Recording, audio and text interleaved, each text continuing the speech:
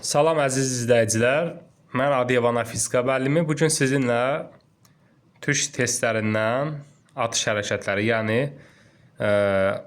ağırlıq bölməsinin ağırlıq bölməsinə aid olan bir maraqlı bir məsələnin həllinə baxmaq istəyirəm.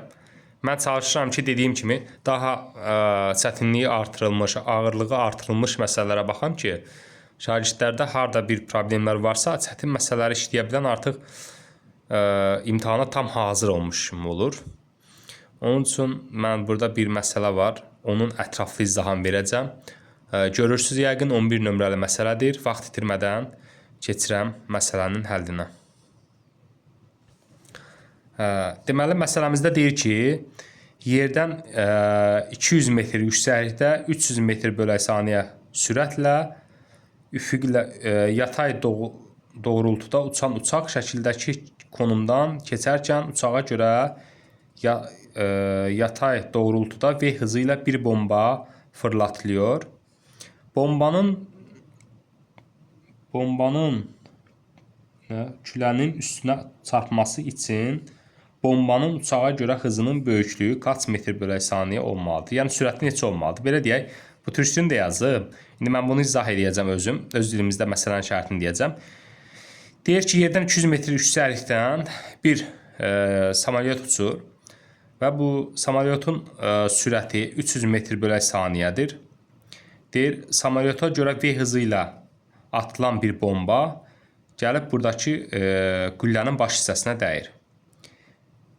Buna görə həmin o atılan bombanın sürətini bizdən soruşur.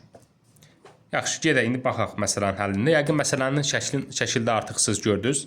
İndi bu məsələnin həllinə mən baxacağam. Birinci bunun şəklini buradan çəkirəm ki, tam aydın olsun. Deməli, məsələmiz belədir. Burada bir H hündürlüyü verib. Bu H hündürlüyü 200 metrəyə bərabərdir. 200 metrədir. Burada bir qırıcı uçur. Samolyot uçur belə. Samolyotu belə çəkək. Oxşadısa samolyota. Bu nəysə oxşada bilmədim, eyb yox. Bunun sürətini verib 300. Yəni bunu yaxşı çəkmək lazımdır, oxşasını. Oxşamadı. Deməli belə, belə, belə. Bir qırıcıdır, uçur burada. Bunun sürətini verib 300 metr bölək saniyə. Və bundan həmin bu qüllənin dibindən deyək 1750 metr məsafədə burada 1750 metr məsafədə bir qüllə qoyulub. Qüllənin də hündürlüyünü verib bizə nə qədər? 75 metr. Bizə sual olunur ki, bu samolyota nəzərən V sürətlə atılan o cisim hansı sürətlə atılmalıdır ki, o cisim bax gəlib bu qüllənin başına dəysin? Həmin o sürəti bizdən istəyir. Biz bilirik ki, bu cisim eyni istiqamətli olanda, cisimlər eyni istiqamətli olanda nisbi sürət tapanda nə edirik? Çıxırıq. Bizə deyir, samolyota görə V sürətlə atılıb. Onda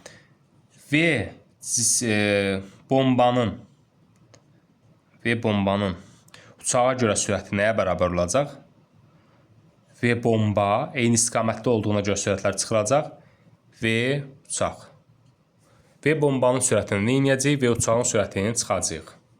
Bombanın sürətindən uçağın sürətini çıxacaq. Gəlin, indi baxaq, burada nə edəcəyik? Birinci bizim belə bir düsturumuz var. Ağırlıq bölməsindən hamı bilir ki, üfüqi istiqamətdə, əvvəlcə onu deyim ki, müəyyən hündürlükdən üfüqi istiqamətdə atılmış cisim sabit sürətlə gedir. Hansı sürətlə atılırsa, cisim üfüqi istiqamətdə həmin sürətlə gedir, sürətin dəyişmir. Amma şaquli istiqamətdə isə sərbəst uçma hərəkəti icra edir. Bu da L-dir də, L məsafə. O zaman bizim düsturumuz var. L bərabərdir Vx vuraq T. Yəni üfüqi istiqamətdəki sürəti vuraq zaman. Bu üfüqi istiqamətdəki sürətə dediyim kimi dəyişmir. Üfüqi atılanda cisim müəyyən hündürlükdə. Onda bu zaman burada Vx-i saxlayacağam mən. T-ni yerinə yazacağam. Nədən düşməz? Şəkil T-ni yerinə yazacağam. 2H bölək J. Aha. İndi gəlin baxaq. Bizim bu məsafəni, baxın bu məsafəni mən götürüb köçürdəcəm bura. Bu məsafəni bura köçürdüm. Bax belə. Bax belə. Bu hissəni bura köçürdəcəm ki, onsuz da bura eyni məsafə olacaq. 1750 metr. Və bu qüllənin hündürlüyü 75 metrsə, bu ümumi hündürlük 200-sə, bu aşağı hissə 75-sə, onda bu hissəni necə taparıq? Bu hissəni, gəlin bu ümumi haşı böyük haşla qeyd edək. Bura kiçik haş olsun 75 metrə. Onda bu hissə nəyə bərabər olacaq? 200-dən çıxacaq 75-i bizə bu hissəni verəcək. Onda bu hissə nə qədər eləyəcək? Eləyəcək 200-dən 75 çıxanda qalacaq 125 metr. Aha, lap gözəl. O zaman bura 125 metrdir.